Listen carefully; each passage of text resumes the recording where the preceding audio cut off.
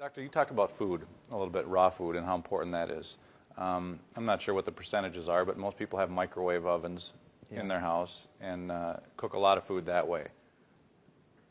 Is that good? It's the best way to kill yourself really, really fast. You can even do a test. Microwave water, let it go cold so you don't think the heat did it. And you have your flower pots, 2 flower pots with the same flower, bought at the same shop. And one you water with regular water, and the other you water with microwave water. The one you water with microwave water is dead in 3 to 7 days. Dead. Not minusculely growing. No, it's done. Then the military started to, for reasons to get food faster warmed up for our military, they tried microwaved food. After 3 days, they had to stop because everybody was throwing up, dizzy and nauseous. The microwave is basically destroying every food value that's in the food and turning it into a toxin. So everything out of the microwave is highly toxic. And the food value is completely zero. So it doesn't really matter if you have a bowl of vegetable soup that you warm up in the microwave oven or if you eat cardboard. It makes no difference because the food value is not there anymore and it also becomes toxic. And the microwave oven is, it's convenient, and I have to admit sometimes if I'm on a run, I reheat my coffee in a microwave oven, and I know it's bad. But we are just humans. And I still think, Scott, if we do 70% right, we can do 30% wrong without doing major harm to us. But we also need to really make sure that we are really listening to our instinct. That's why my system is called the instinct-based medicine system. Because I believe our instinct is always right. I believe our instinct is God talking to us, or our soul, or the universe, or nature, however you want to call this energy. It does not really matter. And when we start listening to our instincts and we feel, I don't feel right. Something is wrong. Just believe me. You have the feeling, I don't feel right, something is wrong. And this is where we need to start listening again. So if something is wrong, start researching. What did I do? What did I eat yesterday? Might it be just something that upset my stomach yesterday? Should I just eat, I don't even know really, in Germany you have Zwieback. It's kind of like, you give it to babies. It's this hard kind of like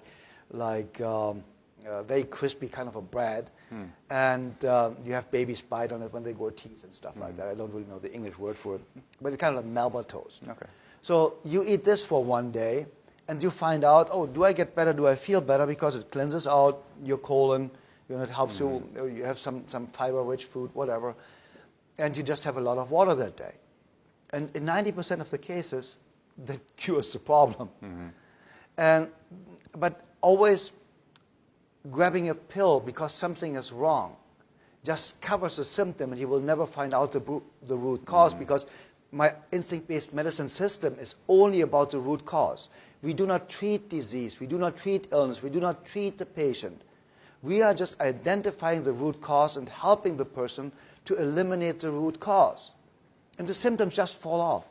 But if you cover it with medication, let's say for spinal problems, you can have headaches.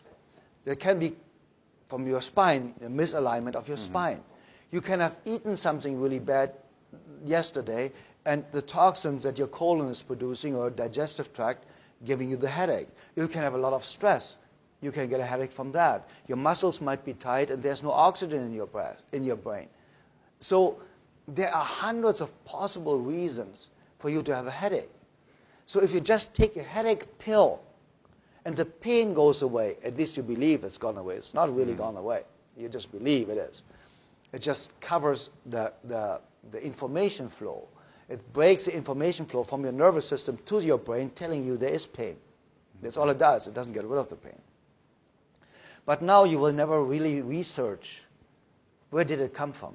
What food shouldn't I eat? What food do I eat? Every single time I eat this, I get a stomach ache, or I get a headache, or I get dizzy. We never get there because the medication covers the symptoms. So we think we are cured. It's like people say cancer patients are in remission after treatment. No, they're not. they are dead to 90%, and no body function is there any longer. So the cancer doesn't grow at the moment, and the good stuff doesn't grow at the moment. So there's no healthy cell replacement, but there is, of course, no replacement of or growth of the cancer cells, because the treatment killed the entire body to a point where you barely survive. That's why it says on the chemotherapy side effects, death as a side effect.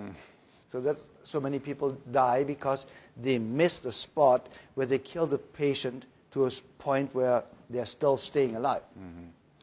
And the microwave oven actually is one of the tools making us feel full, making us feel we ate, but an hour later we are hungry again because we did not get nutrition.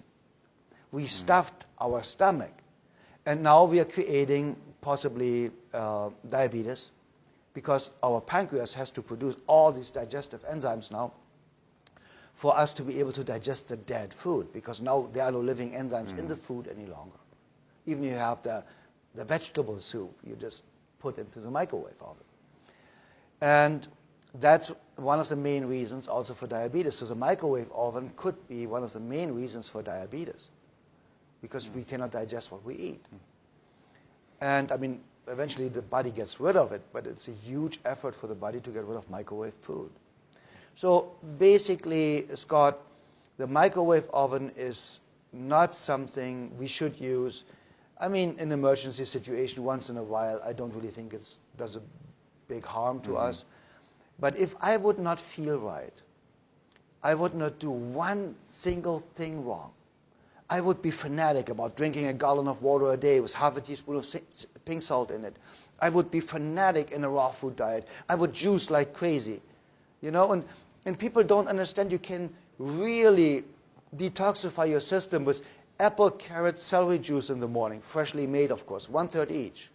If you're really highly toxic, you really get diarrhea. And people think it's a bad thing. No, it's not.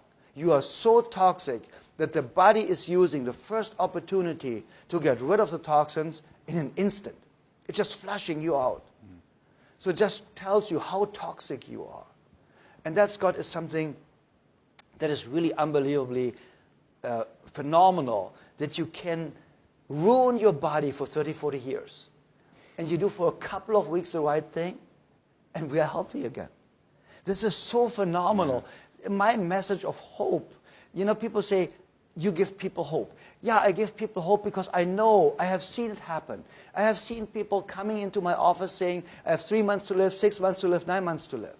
My own mother had 6 months to live with hepatitis C, liver cirrhosis, and liver cancer in a terminal state. 6 months to live 42 years ago. And as you know, my mom is still alive today and the healthiest person in the world.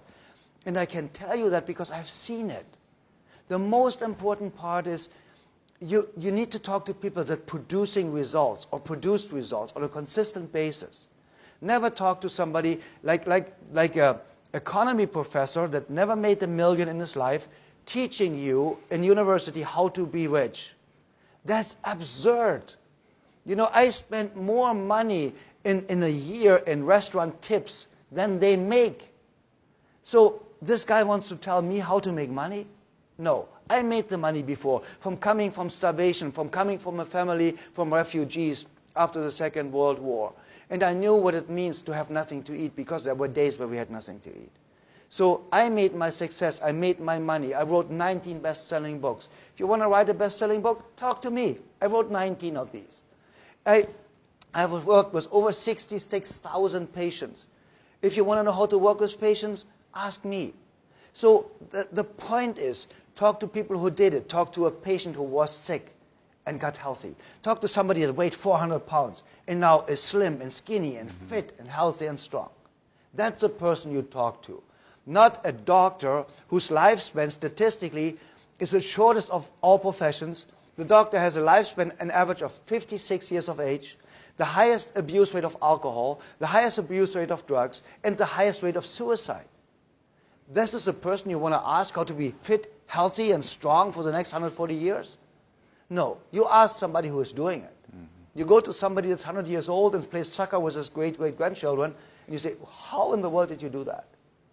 And that makes a difference. So we need to talk to people that have done it before and that are producing results. And to conclude this, stay away from the microwave oven. And if you have children, throw the microwave oven out of the window, because they are microwaving everything and they are killing themselves.